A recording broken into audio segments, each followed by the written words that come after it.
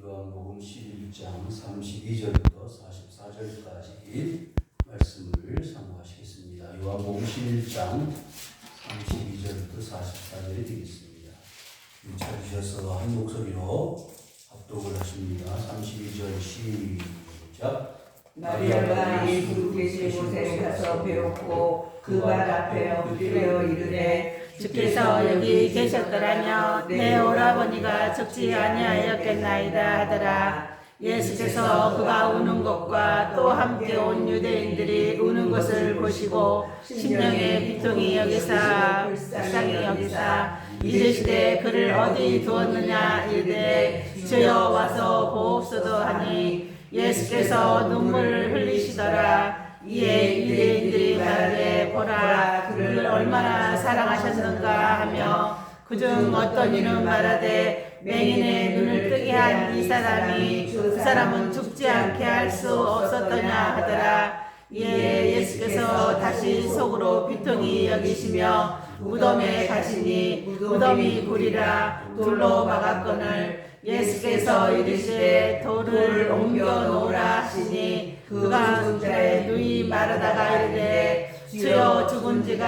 나흘이 되었음에 벌써 냄새가 나나이다.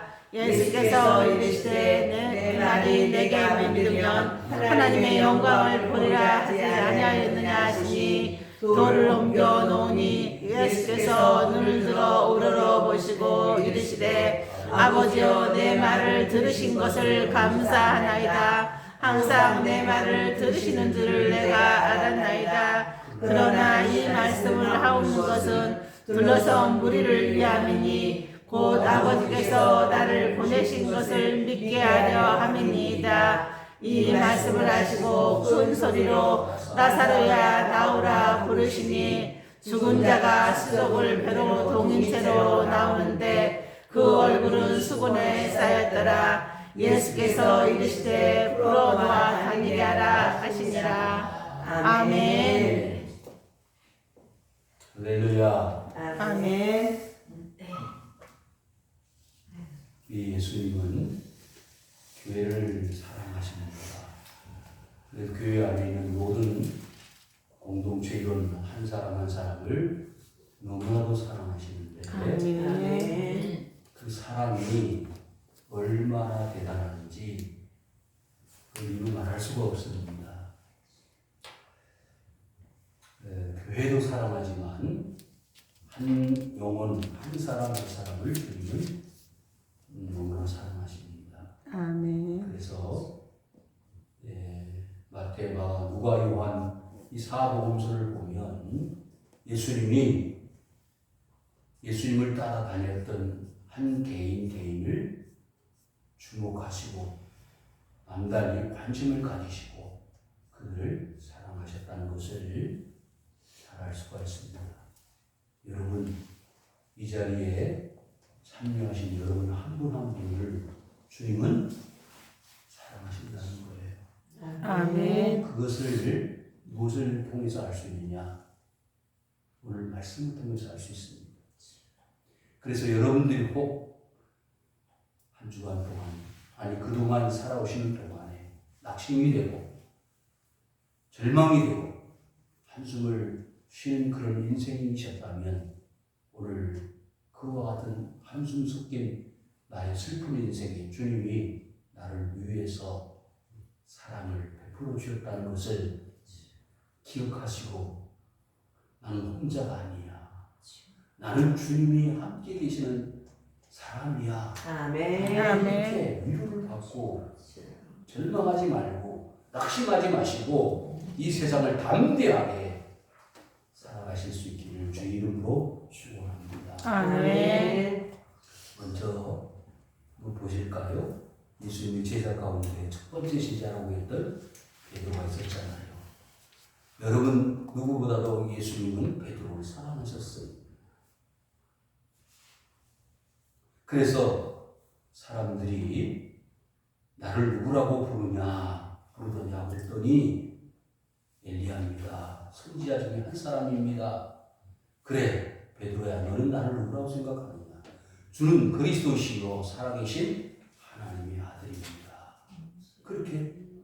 예수님을 인정하고 고백했습니다.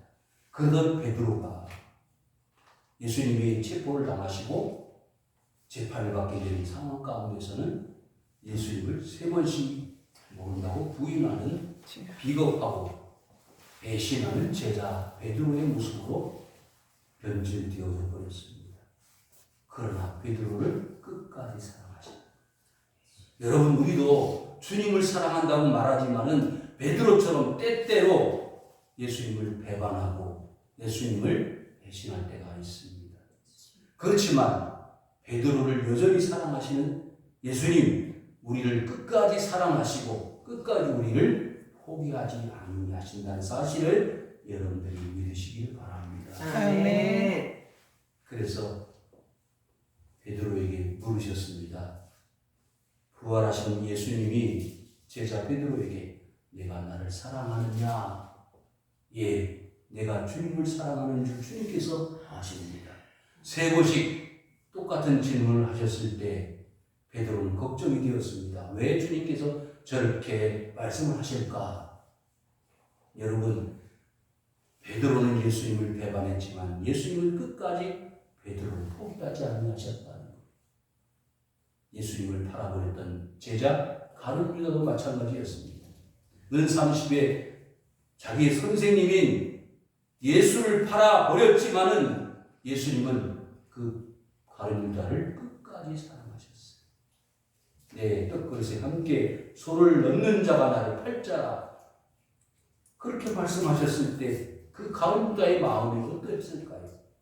주님이 내가 선생님 예수를 팔 마음을 가지고 있다는 것을 알고 계셨구나라는 그 두려운 마음으로 조심해서 그 생각을 바꿨어야 되지 않았을까요? 그런데 그 유다는 욕심이 그 예수님을 팔아버리는 것을 포기하는 것을 허락하지 않았습니다. 여러분, 신앙생활 하다가 교회를 떠나고 신앙생활을 포기할 만한 상황 가운데 있는 분들이 있습니다. 그렇지만 예수님은 끝까지 그들을 포기하지 아니하신다는 것. 왜? 주님은 그 영혼을, 그 사람을, 그 제자를 구원해 내시려고 이 땅에 오셨기 때문입니다. 아멘. 오늘 본문의 말씀을 보실까요? 우리 본문 말씀 가운데 배경이 되는 이 말씀의 내용은 한 곳에 마르다가 있고 마리아가 있고 그리고 오라비인 나사로가 있었다 하겠어요. 이 11장에 이 나사로의 가정에, 마르다의 가정에 예수님이 남다른 관심을 가지고 또 그들을 사랑하신 가족이었습니다. 11장 1절에 보시니까요. 어떤 병자가 있으니 이는 마리아와 그 자매 마르다의 마을 베다니에 사는 나사로가. 그러니까 베다니에 살았던 그 마르다와 마리아의 오라비였던 나사로가 있었는데 그 나사로의 가정은요, 주님이 피곤하실 때, 힘드실 때 찾아가서 쉬기도 하시고 식사 대접도 받으시고 남달리 관심을 가지고 계셨던 그런 편안한 가정이었습니다. 여러분, 그거 쉬운 일이 아니에요. 요즘은 좀 덜하지만 전에는 참 신방이 많았습니다. 그래서 많은 성도들 가정을 신방을 할 때 어떤 때는 목이 마르기도 하고 어떤 때는 다리가 아파서 피곤하기도 하고 좀 쉬고 싶은 때가 있었습니다. 하루에 4가정, 5가정, 심지어 6, 7가정 신방을 하는 때도 있었어요. 저 개인적으로 그랬습니다. 그럴 때 어느 집사님 댁에 가서 내가 좀 쉴 수 있을까? 근데 선뜻 떠오른 그런 얼굴이 생각이 나지 않을 때가 있어요.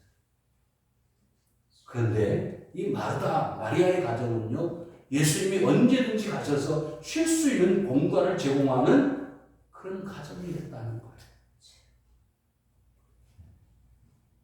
여러분, 이렇게 관심을 주님께 가지고 있는 이 가정은요, 마리아 그 동생 자매 중에 동생이었던 마리아는요, 주님 앞에 향유를 붓고 자기의 머리털로 닦았던 여인이었습니다. 주님을 위해서라면 자신의 최고의 것을 아낌없이 드릴 수 있는 사람이었다. 여인이었다는 거예요. 그러니까 주님이 충분히 사랑하실 수밖에 없는 그런 조건을 가지고 있었던 것으로 보여집니다. 물론 그래서 주님이 그곳을 찾아가신 것은 아니지만은, 그런데 그 뒤에 보시면은 이 나사로 오라비가 죽을 병이 들었습니다. 그래서 그 사실을 예수님이 소식에 의해서 들었습니다. 그런데 그 사실을 듣고도 예수님은 바로 그 집으로 가시지 않았습니다. 보통 사람 같으면 지금 그 마르다의 집에 오라비가 죽게 되었으니까 빨리 가서 뭔가를 해야지 되지 않겠느냐라고 생각할 수 있지만, 주님은 그러지 않으셨다는 거예요. 그렇기 때문에 이상하다. 왜 예수님은 생각과 행동이 다르실까라고 생각할 수 있는 장면입니다. 여기에는 놀라운 하나님의 비밀이 숨겨져 있습니다. 여러분들이 신앙의 삶을 살아가는 동안에 낙심이 되고 절망이 되는 순간, 시험이 들 때가 있을 수 있어요. 내가 그래도 열심히 신앙생활 해보려고 하는데 왜 이런 어려움이 오지? 왜 이런 병이 들고 이런 죽을 일이 생기지? 절망할 때가 있다는 거예요. 그런데 그 과정을 통해서 하나님은 놀라운 하나님의 역사를 우리에게 보여주시려고 하는 거예요. 두말하지 않고 예수님은 이 마리아의 가정에 찾아가셔서 문제를 해결해 주셨어야 했습니다. 병든 자를 얼마나 많이 고쳐주셨어요. 눈먼 자도 보이게 하시고, 앉은 병이도 일어나서 걷게 하시고, 중풍병자도 고쳐주셨던 주님이 왜 유독 이 죽을 병에 걸린 나사로가 죽었다는 이야기를, 소식을 듣고 가만히 계셨을까? 이해가 되지 않습니다. 그것은요, 주님이 계획하시는 뜻이 있었다는 거예요. 11장 5절 말씀 보면 예수께서 본래 마르다와 그 동생과 나사로를 사랑하시는데 왜 그 소식을 듣고 지혈을 하시고 딜리를 하셨을까요? 6절 보시면 나사로가 병들었다는 걸 들으시고 그 계시던 곳에 이틀을 더 유하셨다 그랬어요. 지금 한시가 시간이 급박한데 왜 이틀씩이나 더 머무르시면서 그 소식을 듣고도 반응을 하지 않으셨습니까? 이해가 안 되는 순간 아닙니까? 그런데 11절로 넘어가 보시면요, 11장 11절 이 말씀을 하신 후에 또 이르시되 우리 친구 나사로가 잠들었도다. 그러나 내가 깨우러 가노라. 여러분, 잠든 것하고 죽는 것하고 똑같습니까? 다르잖아요. 죽었다는 것은 이제는 회복이 불가능이고 더 이상 소망이 없는 상태를 말하지 않습니까? 그런데 주님은 잠들었다고 말씀하시는 거예요. 13절 보시면 예수는 그의 죽음을 가리켜 말씀하신 것이나 그들은 잠들어 쉬는 것을 가리켜 말씀하신 줄 생각하는지라. 여러분, 그래서 우리 사람의 생각과 하나님의 생각은 다르다는 거예요. 내가 미처 생각하지 못한 것을 하나님은 계획하시고 계신다는 거예요. 내가 낙심하고 절망할 때 주님은 놀라운 하나님의 계획을 준비하고 계신다는 거예요.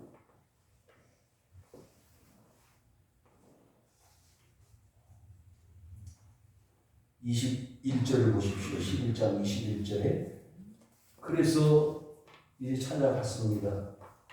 찾아갔는데 17절 예수께서 와서 보시니 나사로가 무덤에 있은지 이미 나흘 되었다. 장사를 지냈어요. 나흘 지났습니다. 그래서 21절에 마르다가 예수께 여짜오되 주께서 여기 계셨더라면 내 오라버니가 죽지 아니하였겠나이다. 예수님 지금 죽어서 나흘 됐습니다. 그런데 이제 오셨습니까? 기분 나쁘고 서운하고 솔직히 주님 얼굴을 보고 싶지 않다라는 어떤 뉘앙스를 가지고 있는 말 아닙니까? 다 끝났습니다. 예수님 지금 오셔서 무슨 소용있습니까? 죽었습니다. 나 이제 교회 안 다니고 싶어요. 포기하고 싶어요. 절망의 순간입니다. 이렇게 어려울 때 주님이 나를 도와주시지 않으면 언제 도와주시려고 했어요? 끝났어요. 손들었어요. 그런 순간 아닙니까? 그런데요, 일말의 양심은 있는지 22절에 그러나 나는 이제라도 주께서 무엇이든지 하나님께 구하시는 것을 하나님 주실 줄 아나이다. 아멘. 죽었지만 주님께서 하나님께서 살려주실 수 있지 않겠느냐라는 그 가느다란 신랄 같은 믿음은 이 마르다가 가지고 있었습니다. 25절에 이렇게 말씀했어요. 예수께서 이르시되 나는 부활이요 생명이 나를 믿는 자는 죽어도 살겠고 무릇 살아서 나를 믿는 자는 영원히 죽지 아니하리니 이것을 얘가 믿느냐. 여러분 여기서 주목할 단어가 하나 있습니다. 내가 믿느냐. 여러분 지금 나흘을 지나서 예수님이 오신 이유는요 아무역에 있습니다. 믿고 믿지 않는다. 죽어도 믿고 살아도 믿고 믿는다면 그 문제가 아무 문제가 되지 않는다는 거예요. 그래서 나는 부활이고 생명인데 뭐가 문제냐? 죽는 사람 살려내면 되지 않느냐? 그런데 그런 믿음이 없으니까 슬프고 눈물만 나오는 거예요. 여러분 앞에 놓여져 있는 장애물들이 얼마나 크고 무섭습니까? 아무 문제가 되지 않아요. 왜? 믿음만 있으면 됩니다. 목사님 교회 오면 다 믿으라고만 하지 어떻게 믿으라고 하질 않더라고요. 그런데 어떻게 하는 게 아니에요. 믿음은요 그냥 믿는 거예요. 하나님이 나에게 믿음을 주셔야 믿는 것이지 내가 어떻게 공부를 해서 내가 훈련을 해서 믿어지는 게 아니더라고요. 아멘. 그냥 믿음을 주십시오. 그렇게 주님한테 기도하시면 되는 거예요. 자, 그래서 오늘 본문으로 돌아가 보면은요, 이 32절에 뭐라 그러죠? 이 마르다의 동생이었던 여자 동생 마리아가 이제 주님으로부터 부름을 받았어요. 그 자리에 없었기 때문에.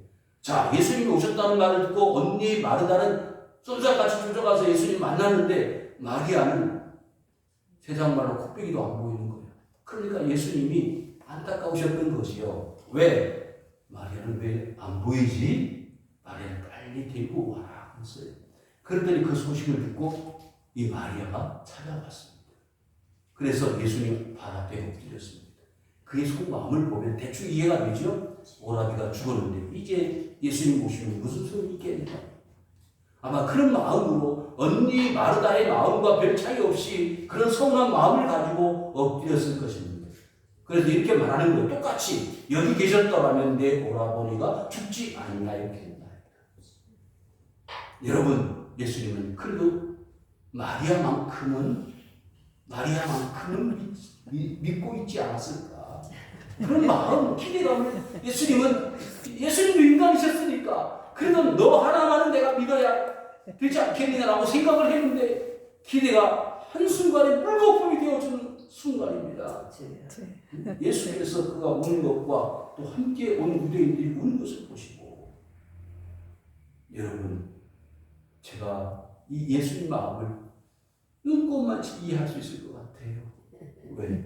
그런 모습들이 성도님들한테 보이니까 제가 최선을 다해서 성도님들에게 말씀을 전하고 섬기는데 이상하게 한마디 던지는 거 보면 제가 막 쓰러질 정도예요.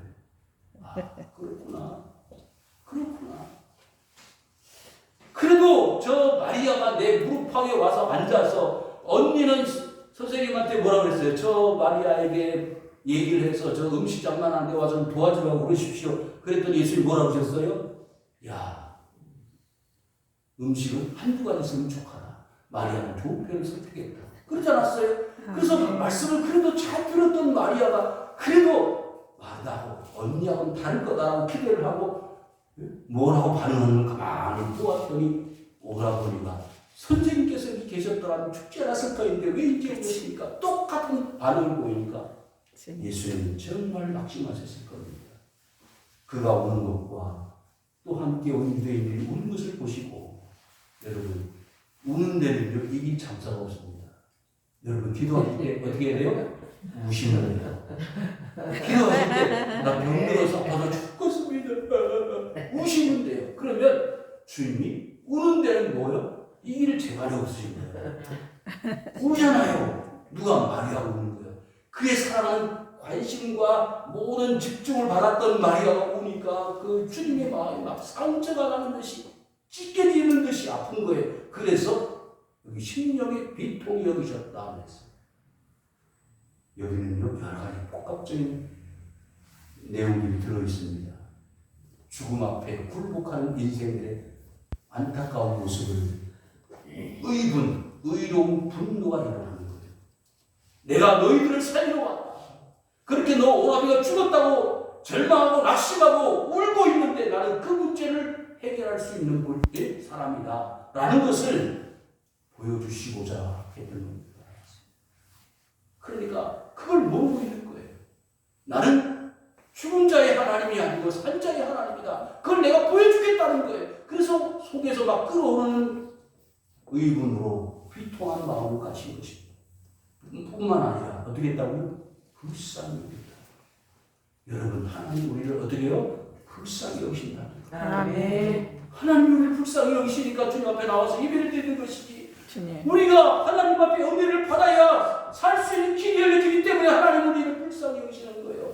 누가 세상의 죽음의 문제를 해결할 수 있습니까? 아무도 없습니다.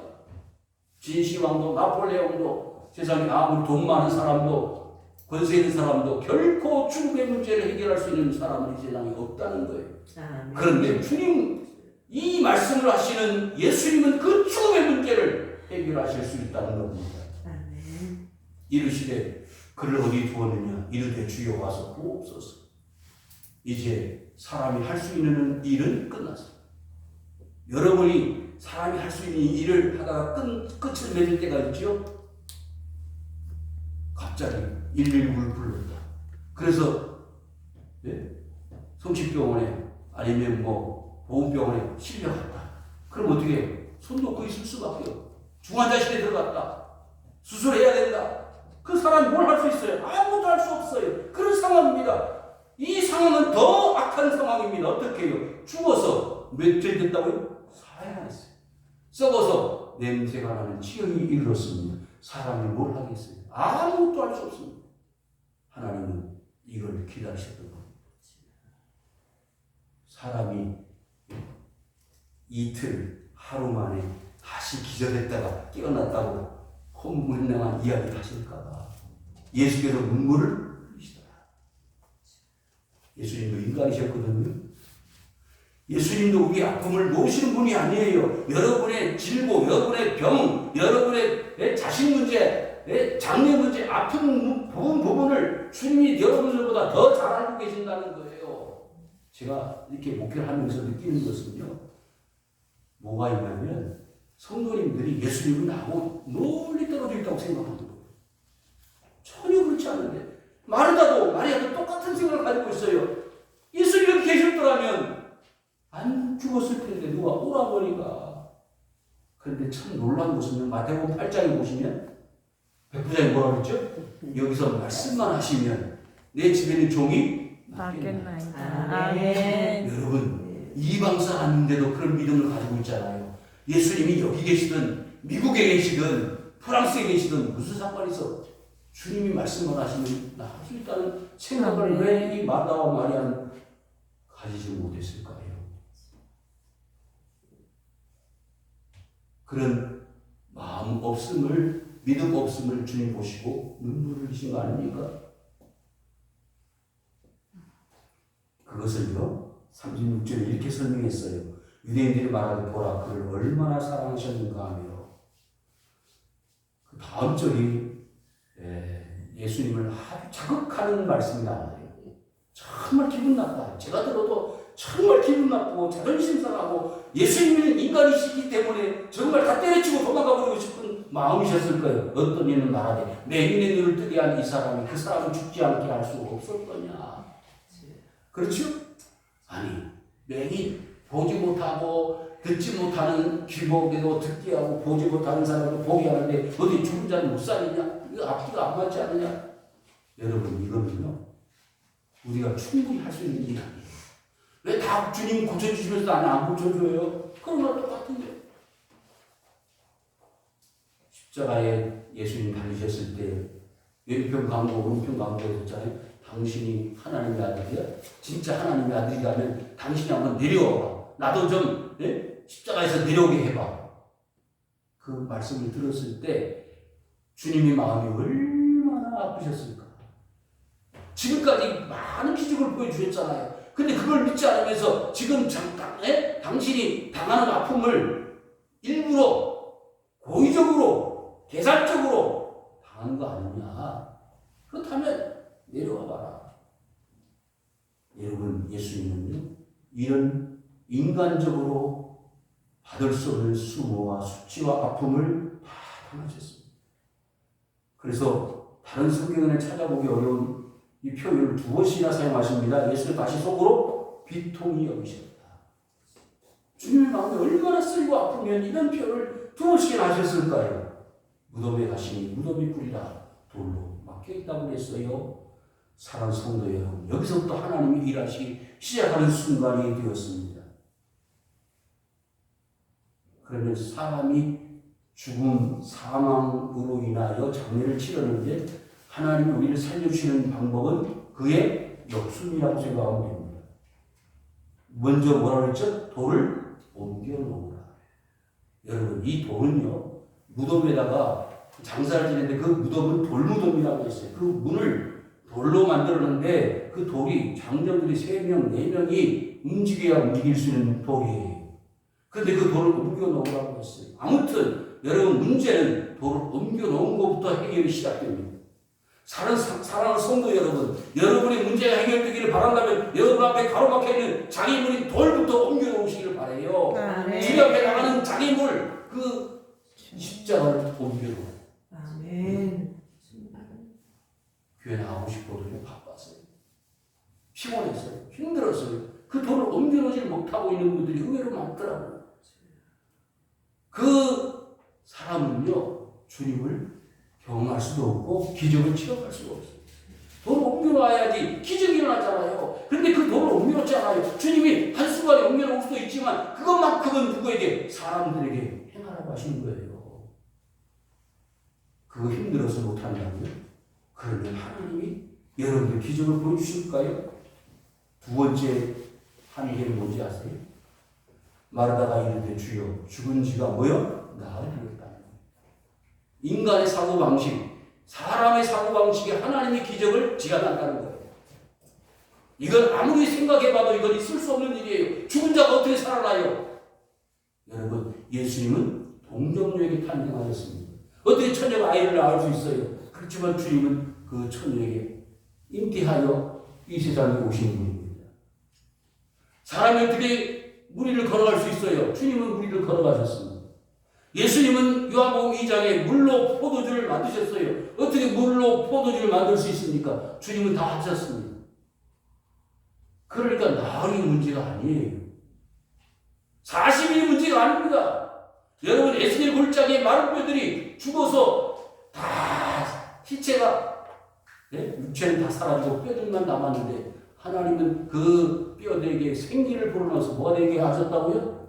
여호와의 군대가 되게 하셨다. 할렐루야. 아멘. 여러분 나으리 사고방식 인간의 짧은 이성이 우리 자신들의 문제를 해결하여 주지 않습니다. 3번째는 뭐예요? 벌써 냄새가 나는 거예요. 회복 불가능. 완전한 끝이라는 거예요. 죽었다는 거예요.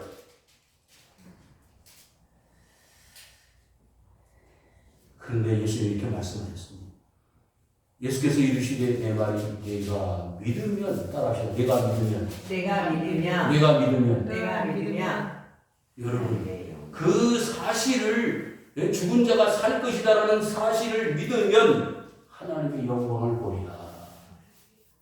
그걸 주님은 기다리시는 겁니다. 그래서 이틀 더 그 계신 곳에서 유하다가 나흘 되어진 날에 예수님 오신 거예요. 돌을 옮겨 놓으라 하니 예수께서 눈을 들어 보시고 이르시되 아버지여 내 말을 들으신 것을 뭐하다? 감사하나이다. 여러분 또 한 가지 여기서 주목할 단어는 뭘까요? 감사합니다. 감사. 하나님 나를 고쳐주실 줄 믿고 감사를 드립니다. 아멘. 하나님 이 문제 해결해 주실 줄 믿고 감사를 드립니다. 아멘. 여러분 벳사다 광야에 5천 명 이상이 모였지요? 남자들만. 그런데 먹을 것은 보리떡 5개와 물고기 2마리밖에 없어요. 어떻게 해요? 그렇지만 하나님 앞에 뭐 했다고요? 감사, 축사. 하나님 앞에 감사의 기도를 드렸더니 그 떡을 떼어는 하기 시작을 했는데 많은 사람들이 배불리 먹고 남은 광주리가 몇 광주리? 12광주리가 나왔다. 할렐루야. 여러분 5병2어가 어떻게 5,000명 이상을 먹입니까? 하나님께 감사했더니 그런 기적이 났다는 말이죠. 사랑하는 성도 여러분, 하나님 앞에 먼저 나의 아픔, 문제, 고통, 괴로움을 해결해 주실 줄 믿는 믿음으로 감사할 수 있기를 바랍니다. 아멘. 예수님은 이 죽은 나사로를 향하여 오히려 감사의 기도를 드렸단 말이죠. 하나님이 이 나사로를 통해서 기적을 보여줄 줄 믿고 감사했다는 거 아닙니까? 여러분, 그러기 위해서는요 42절이 선결되어져야 합니다. 항상 내 말을 들으시는 줄을 내가 알았나이다. 뭐요? 하나님 앞에 기도하면 하나님이 항상 어떻게 하신다고요? 응답해 주신다. 들어주신다는 거예요. 그러나 이 말씀하고 없는 것을 불러선 무리를 위함이 곧 아버지께서 나를 보내신 것을 뭐하게 하기 위해서 믿게 하려 함이니이다. 사랑하는 성도 여러분, 그러니까 지금 나사로 한 사람이 죽은 것이 문제가 아니고 그 사람의 죽은 것을 통하여 다시 살아날 것을 부활할 것을 기대하면서 모든 사람들이 하나님이 아들 예수 그리스도를 이 땅에 보내신 것을 뭐 하는데? 믿게 하는 데 초점이 있다는 거예요. 얼마나 많은 교회들이 있습니까? 얼마나 많은 주의 종들이 말씀을 전합니까? 그러나 믿지 않는 자는 한 사람도, 안 믿는 사람은 안 믿는 거예요. 여러분 믿어. 이렇게 하나님 앞에 나와서 예배 드리잖아요. 믿으니까 43절에 이 말씀을 하시고 큰 소리로 나사로야 나오라 보시니. 그래서 다 끝났잖아요. 썩어서 냄새가 나는 나흘 동안 지났던 그 나사로가 예수님이 정신병자가 이상해 어떤 이렇게 말할 수가 있어요. 나사로야 나와라. 어떻게 나와? 그런데 예수님은 그 말씀을 무색하게 만들 정도로 나사로를 불러 제끼시는 거예요. 죽은 자가 수족을 베고 동인자로 나오는데 여러분 이것이 글자 그대로 믿어지시기를 주 이름으로 축원합니다. 아멘. 사람은 할 수 없어요. 그래서 사이를 기다리신 거예요. 사람이 할 수 없다는 것을 증명해 보이기 위해서 사람은 할 수 없지만 하나님은 하실 수 있다는 것을 얼굴은 수건에 쌓였더라. 예수께서 이르시되 풀어놓아 담게 하라. 얼마나 놀라운 광경입니까? 그래서 마리아도 그 주에는 여러 유대인들이 무릎팍을 쳤을 겁니다. 여기에 이유가 있었구나. 여러분 앞에 있는 문제는 큰 문제예요, 적은 문제. 큰 문제라고 얘기하세요. 여러분의 문제는 작은 문제, 큰 문제. 자신에게는 큰 문제지만 이 죽은 나사로를 살리는 장면 앞에는 작을 수밖에 없잖아요. 아멘. 여러분의 문제는 문제가 아니에요. 그럼 하나님 이 문제 해결해 주실 줄 믿고 뭐 한다? 아멘. 감사해서 해결되면 감사하고 해결 안 되면 하나님 뜻이 해결 안 되면 기도 응답인가 그렇게 생각하면 돼요. 그럼 조금 서운할까요? 더 큰 하나님의 뜻이 있는 거예요. 아멘. 여러분 바울이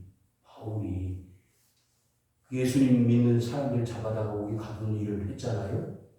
그런데 예수님은요 악하고 수단 방법 가리지 않고 그 못된 짓을 하는 사울을 다메섹이라고 하는 길에서 거꾸로 때려서 예수님을 전하는 사람으로 만들어버린다는 거예요.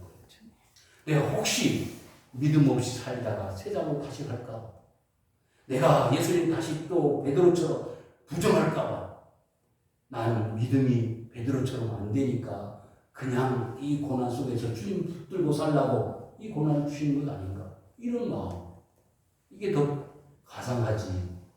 치료해 주시면 나 끝까지 주님 배반하지 않고 주님 믿겠습니다. 그런 분들이요, 교회 따라가는 분들이 한둘이 아니에요. 많이 봤어요. 그러니까 죽은 게 문제가 아니고 병든 게 문제가 아니고 사업이 망한 게 문제가 아니고 내 앞에 뭐가 없는 게 문제예요? 믿음이 없는 게 문제예요. 믿음이 없는 게 문제지. 언제 주님이 오시면 언제든지 풀어놓아 다니게 할 만큼 능력이 있으신 분이 누구예요? 주님이시다. 예수님이시다. 내가 그분을 믿기 때문에 풀어놓아 다니게 해도 좋고 풀어놓아 다니게 하지 않아 자유부자에서는 삶을 살아 감사해. 왜? 난 그분의 뜻을 알기 때문에 이런 삶으로 살아야지. 여러분, 예수님은요 마르다와 마리아를 어떻게 했다고요? 사랑하셨어. 그런데 정작 당사자 죽은 나사로보다는 누구에 관심이 많았어요? 마르다와 마리아에 관심이 있었어요. 이해가 안 되잖아. 우리는 나사로 사랑해서 그를 살려줘야 된다고 생각하는데 주위에 있는 사람들이 더 관심이 많더라 이 말이야. 사랑하는 성도 여러분, 예수님은 자신보다 누굴 더 사랑한다고요? 우리를 더 사랑하시는 거예요. 믿으시기 바랍니다. 아멘. 아이고 목사님, 그건 목사님 생각이죠. 주님 나를 사랑하시지 않는 것 같아. 그건 아직도 믿음이 없다는 증거예요. 사랑하시면 나을 기다렸다가 오시는 분이잖아요. 그래서 더 큰 기적을 보여주시려고 바로 가서 고쳐주는 것보다 나을 되어서 가서 죽은 자를 살려내시니까 더 큰 기쁨이 하나님께 영광을 돌리지 않습니까? 이런 기적을 여러분께 보여주시려고 오늘 저와 여러분들 이 자리에 불러주신 줄 믿습니다. 아멘. 그런 은혜가 우리 성도님들에게 날마다 넘치시기를 주의 이름으로 축원을 드립니다. 아멘. 주 아버지 하나님, 저희들 날마다